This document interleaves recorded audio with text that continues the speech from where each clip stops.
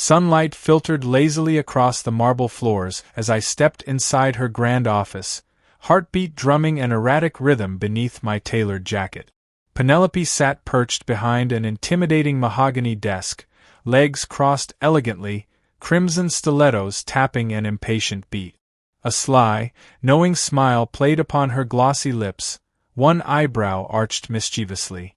"Congratulations, George," she purred, voice dripping honey. "Your hard work paid off." I inhaled slowly, trying to steady the mixture of pride and confusion swirling within me. Her hand reached out, sliding a thick envelope across polished wood. My name, scrawled in her delicate handwriting, mocked me somehow. "Open it," she encouraged, tilting her head slightly, blonde waves cascading over one shoulder. Fingers trembling, I peeled back the flap, revealing a gleaming black keycard accompanied by a single sentence scribbled beneath it: "Penthouse Suite 1703, tonight. Bring nothing except yourself." Heat flooded my face. Memories of endless late nights, endless sacrifices, came rushing back, years spent striving under her piercing gaze, desperate for approval. Finally recognition.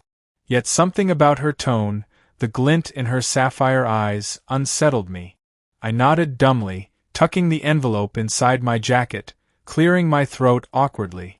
"Thank you, Penelope." "Mrs. Whitmore," she corrected sharply, though amusement danced behind her sternness. "At least until after hours." I chuckled nervously, offering a stiff bow before retreating from her domain, senses overwhelmed by the sharp scent of her perfume lingering in the air, a seductive mixture of jasmine and danger. Elevators whooshed shut behind me, enclosing my confusion inside mirrored walls. My reflection stared back, tousled brown hair, sharp jawline, tie slightly askew. Not bad for 32, but nowhere near Penelope's league. Powerful, ruthless, breathtaking, she had built her empire stone by stone, unapologetically crushing anyone foolish enough to doubt her. Including, once upon a time, me.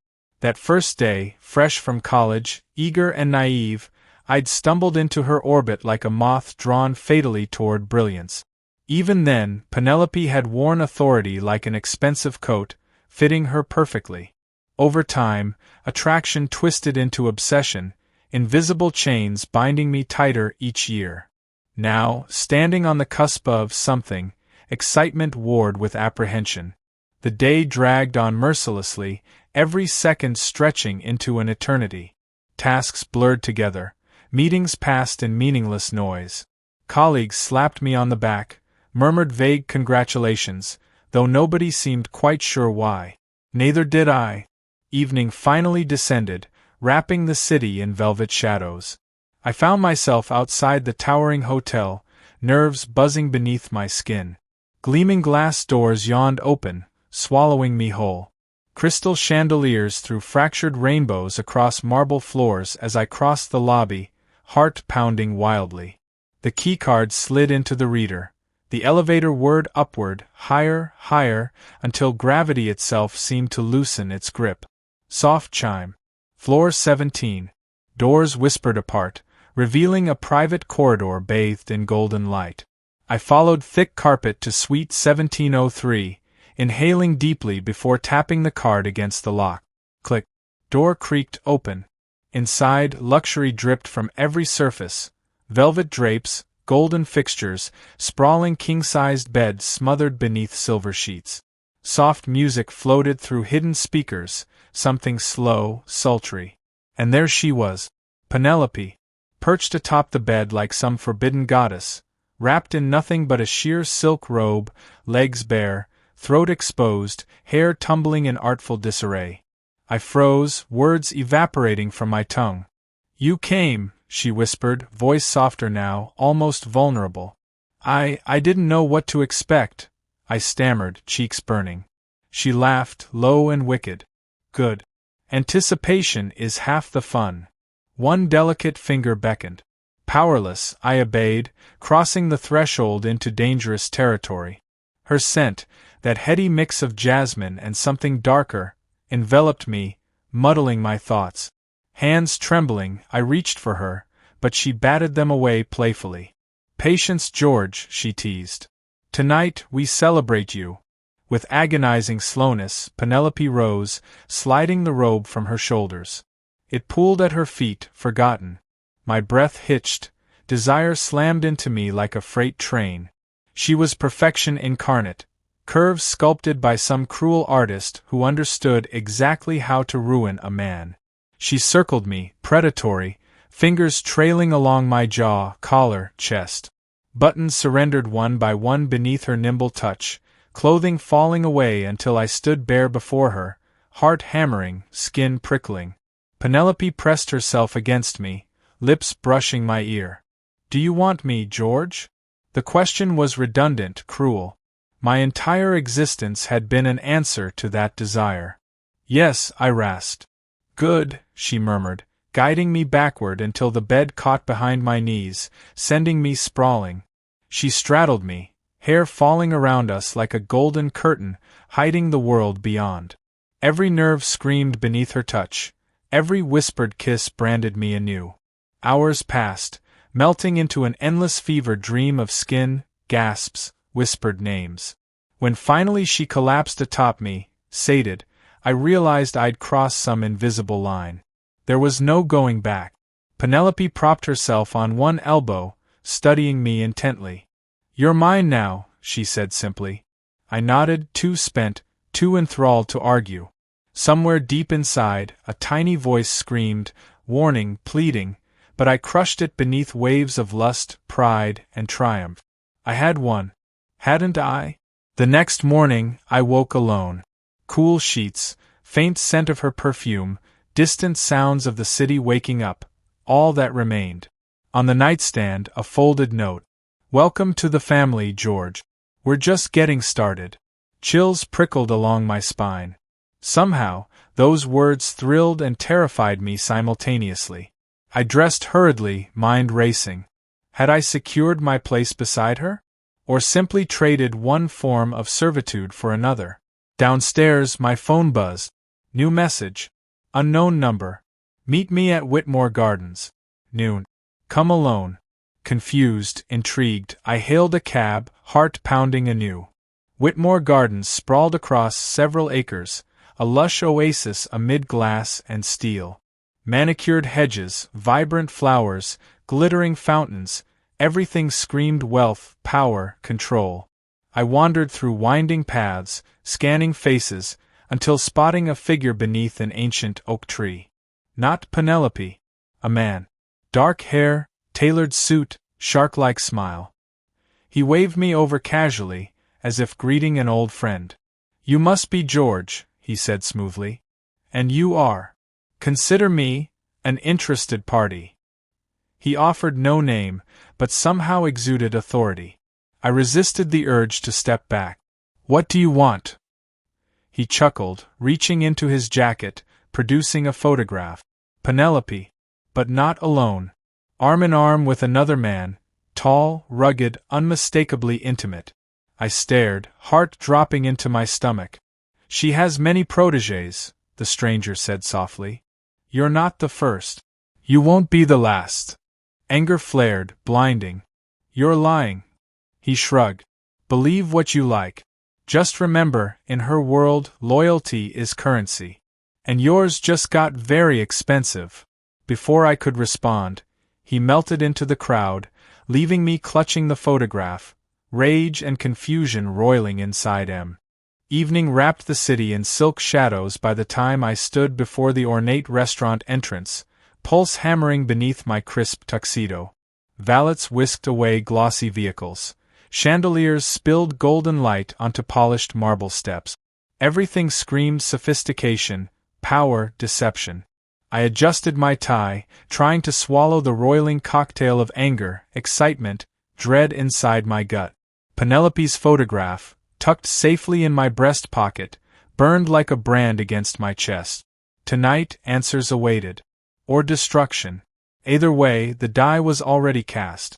Inside, a low hum of conversation buzzed against crystal clinks and silver laughter. Tables draped in snowy linens lined the vast dining hall, each occupied by glittering elites dressed in silk, velvet, and expensive arrogance. At the center, she sat.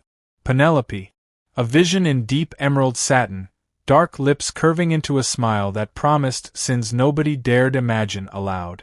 She rose gracefully as I approached, hand outstretched, fingers adorned with diamonds. I kissed her knuckles automatically, inhaling her signature jasmine scent fragrance. "My darling George," she purred, guiding me into the seat opposite hers. "Punctuality suits you." "Wouldn't dare disappoint," I replied, voice steady despite the war inside my head. Her laughter, low, musical, dangerously addictive, curled around me, tightening invisible chains. "Drink?" she offered, lifting a slender brow. I nodded. She gestured. A waiter materialized, presenting glasses brimming with something dark, intoxicating. We clinked crystal. "To new beginnings," she toasted. I drank. Conversation flowed easily, too easily. Penelope spoke of upcoming ventures, whispered promises of wealth, hinted at deeper levels within her empire. Words wrapped around me like silk threads, weaving visions of luxury, legacy, immortality. Yet shadows lurked beneath her every syllable.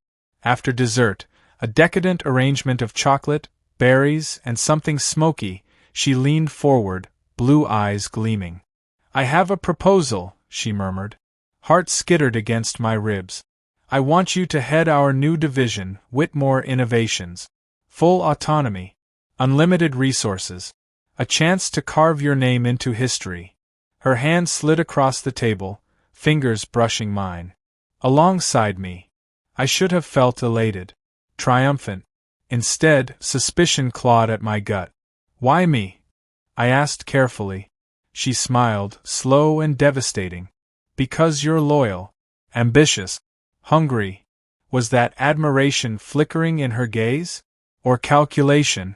Before I could probe deeper, Penelope rose, silk gown whispering against her curves. "Come," she ordered softly. I obeyed. Outside, cool night air kissed my heated skin. Her hand found mine, tugging me toward a waiting limousine. Black, sleek, predatory. We slid inside. Privacy glass sealed us away from prying eyes. Dim lights cast her features into dramatic shadows, emphasizing the sharpness of her cheekbones, the full curve of her mouth. Without warning, Penelope straddled me, pinning me against plush leather. "This," she whispered against my throat, "is your real reward." Her mouth claimed mine savagely, teeth scraping, tongue demanding. I surrendered completely, drowning in the hurricane of her touch. Clothes became obstacles, ripped, discarded, forgotten. Skin burned against skin, need eclipsed rational thought. Every kiss, every thrust, every gasping moan marked me deeper, binding me tighter. "Mine," her body screamed. "Yours," my soul answered. When climax finally tore through us, violent and shattering, I clung to her desperately, terrified she might vanish if I let go. But Penelope merely laughed softly, stroking my hair. "You're perfect, George," she murmured. "Absolutely perfect." Hours later, I stumbled into my apartment, exhausted, dazed, raw. Collapsing onto the couch, I tried to make sense of the whirlwind consuming my life. Phone buzz. Unknown number. Again. Hesitation knifed through me before answering. "You made your choice," the stranger's voice said coldly. "Now live with it." "What the hell do you want from me?" I snapped, weariness evaporating into anger. "Truth," he replied simply. "And a little warning." Static crackled briefly before his words slithered through the speaker, chilling my blood. "Penelope Whitmore devours men like you.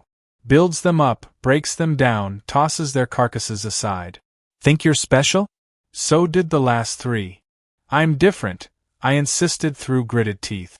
Silence. Then, almost pitying, "Sure you are, George." Call ended. Screen went dark. I hurled the phone across the room, shattering it against the wall. Breathing hard, I buried my face in trembling hands. Was he right? Or just another bitter casualty trying to poison me? Somewhere deep inside, doubt took root. Days blurred into frenetic activity.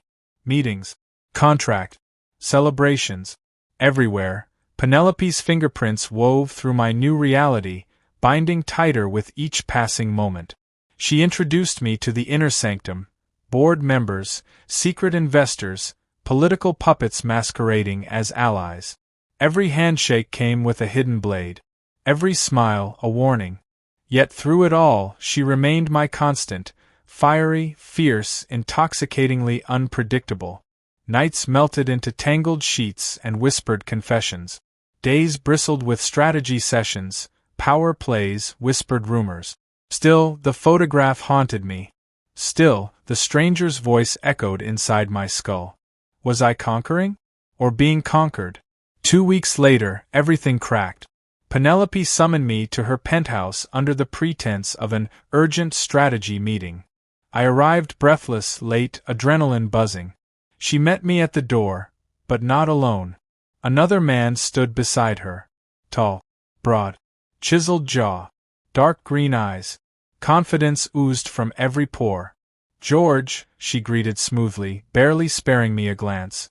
"This is Sebastian."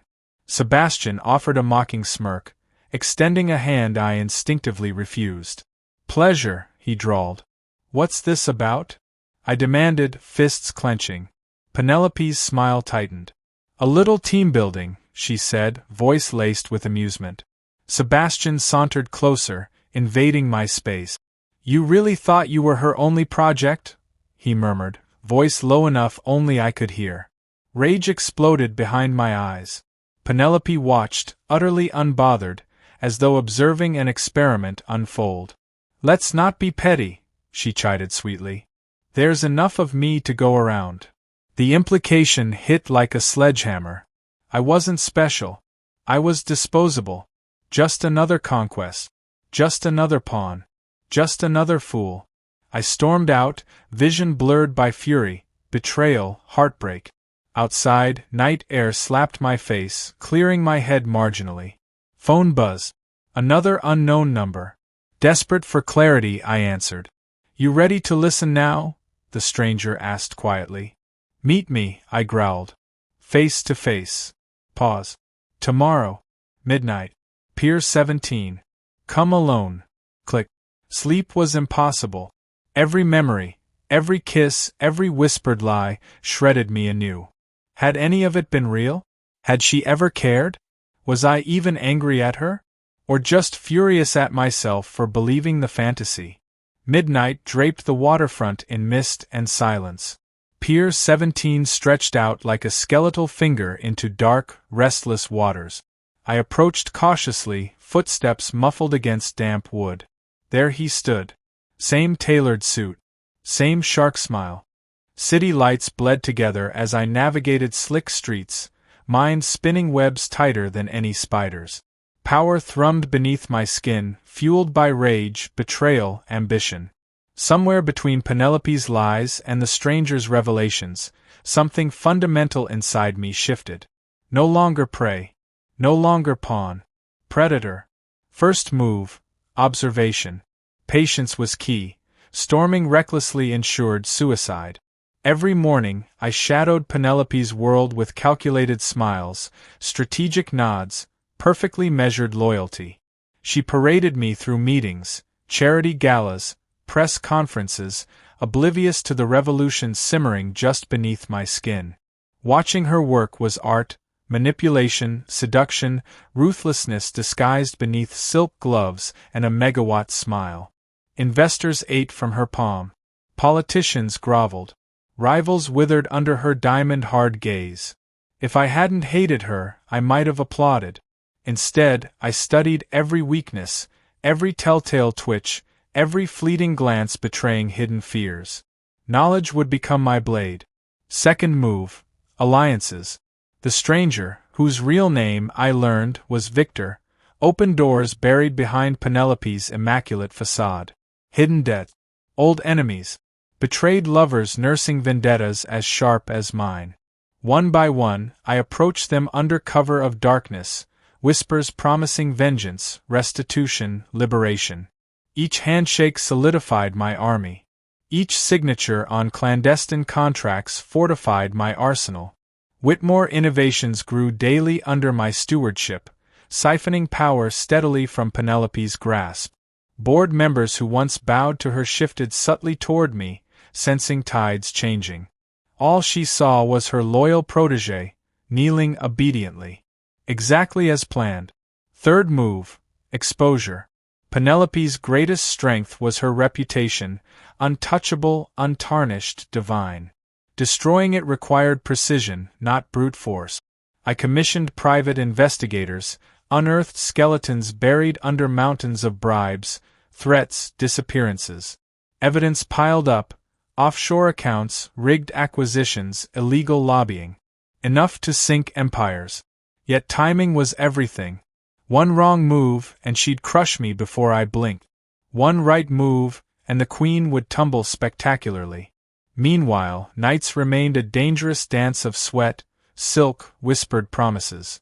Penelope demanded devotion beneath tangled sheets, her nails carving ownership into my back, her kisses branding possession onto my soul. Part of me still hungered desperately for her, that same part screaming warnings in vain. Betrayal never tasted sweeter, or more poisonous. One evening, as sunset bled across the horizon like spilled wine, Penelope invited me to her private villa. Secluded, opulent, deadly. I dressed carefully, dark slacks, crisp white shirt, no tie. Armor disguised as vulnerability. She greeted me barefoot, draped in a gauzy slip of midnight blue fabric, hair cascading down her bare shoulders like liquid gold. "You're tense," she observed, leading me inside. "I've been busy," I answered lightly. "Too busy for me?"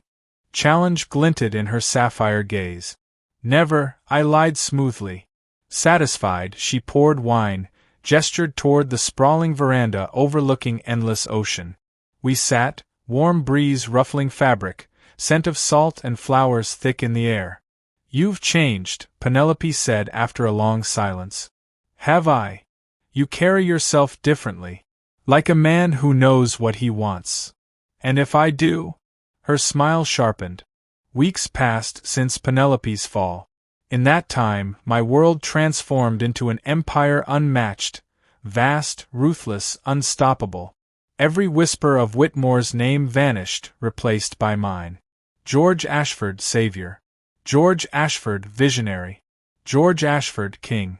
But inside, cracks widened daily. No matter how many deals I closed, how many praises I earned, how many conquests I claimed, something hollow gnawed behind my ribs. Her absence poisoned everything. Nights bled into mornings as faceless bodies writhed against mine, desperate attempts to replace what could never truly be replicated. Whiskey scorched my throat. Victory tasted stale. Penelope's ghost refused to loosen her grip. Every reflection held glimpses of her smirk curling from my own mouth. Every whispered lie tasted like hers. Every manipulation echoed her teachings. I hadn't escaped her shadow. I had become it. Then, one rainy Thursday, Victor called. Urgent. Cryptic. "Meet me," he ordered. Same pier. Same hour. Different stakes. Mist coiled around docked boats, waves slapping wooden posts rhythmically. Wind howled low warnings as I approached the designated spot. Victor leaned against rusting railings, trench coat billowing. "You're early," I remarked. "Couldn't wait," he replied grimly. His expression, tight, almost haunted, twisted my gut. "What is it?" Victor lit a cigarette, exhaled smoke into the ravenous night. "You think you won," he said quietly. I bristled. "I did." He shook his head, pity softening hard features. "You're playing checkers," he muttered, "on a chessboard she built." I crossed arms, heart pounding. "Meaning?" Victor dropped the cigarette, crushed it beneath polished leather. "Meaning," he said grimly, "Penelope planned everything." Shock rooted me. "No," I whispered. "Impossible. She didn't know." Victor's bitter laugh punched through the mist. "She always knew." He pulled out a small black folder, tossing it toward me. Shivering fingers caught it instinctively. Inside, photograph. Documents. Plans. all dated before I even realized betrayal, all bearing her meticulous, looping signature. Details outlining my ascension, my takeover, my inevitable corruption. She had engineered everything, planted seeds, watered doubts, fed ambitions. I hadn't destroyed her. I had fulfilled her ultimate design, built her legacy, extended her reach beyond mortal limits, become the living monument to her genius.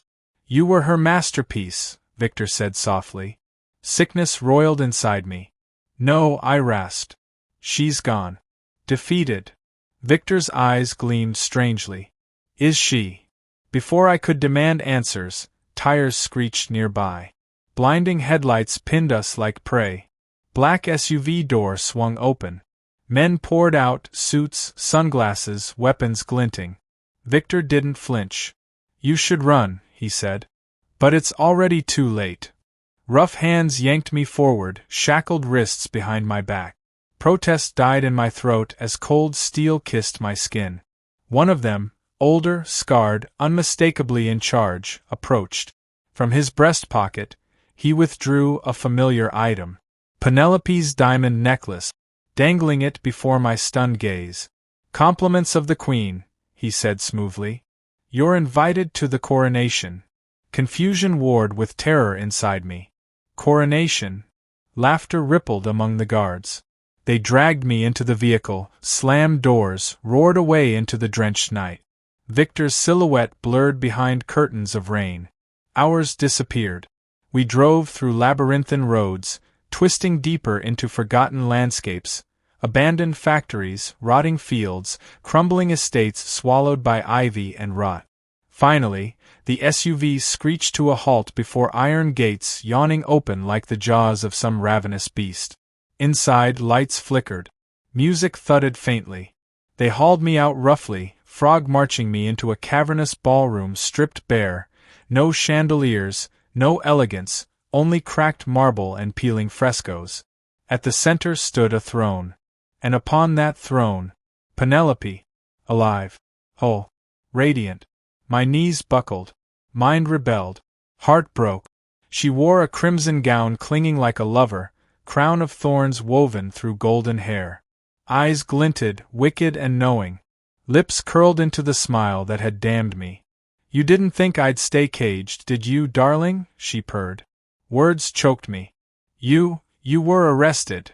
Stagecraft, she said lightly, rising fluidly. I let them take me. Controlled every narrative, every rumor, every downfall. She circled slowly, predatory. You think law holds people like me? She sneered. Please, George. You disappoint. Tears blurred vision. Anger surged. You used me, I hissed. Penelope chuckled darkly. No, my sweet. We used each other. Guards shoved me to my knees. Penelope knelt gracefully before me, tilting my chin upward. I made you strong, she murmured. Gave you everything. You took everything, I spat. Her fingers brushed my cheek tenderly. Correction, she whispered. I revealed everything. Your hunger. Your cruelty. Your brilliance. She leaned closer, breath ghosting against my lip. You love me, she said, triumphant. Denial died in my throat. Because despite everything, betrayal, humiliation, devastation, it was true. I loved her. Madly. Desperately. Irrevocably. And she knew it. Now, Penelope said brightly, rising. Time for your real reward. Guards yanked me upright, dragging me forward. Chains shackled ankles. Doors creaked open, revealing a vast hall lined with waiting faces. Investors. Politicians. Tycoons. All wearing masks. All pledging fealty. All servants of her resurrected kingdom. Whitmore Enterprises reborn. Stronger. Deadlier. More secret. At its heart me. The puppet. The weapon. The king she sculpted from dust and desire. Music swelled, haunting, discordant. Penelope extended her hand regally. Take your place, my love, she commanded. No choice remained. No escape. Only destiny. I placed my trembling palm into hers. Cold. Unyielding. Perfect. Cheers erupted as she placed a jeweled crown atop my head, heavy, suffocating, final. Kisses brushed my forehead. "My king," she whispered. "My masterpiece. My downfall." As the hall blurred into an orgy of revelry, bloodlust, madness, I realized. This was not victory. Not freedom. Not power. This was servitude. Eternal. Glorious. Doomed. And I wanted it. Craved it. Welcomed it. Because if hell existed, Penelope ruled it. And I would gladly burn forever at her side. Thus ended George Ashford, the man. Thus began George Ashford, the monster. Her monster. Her king. Her curse. Her lover. Forever.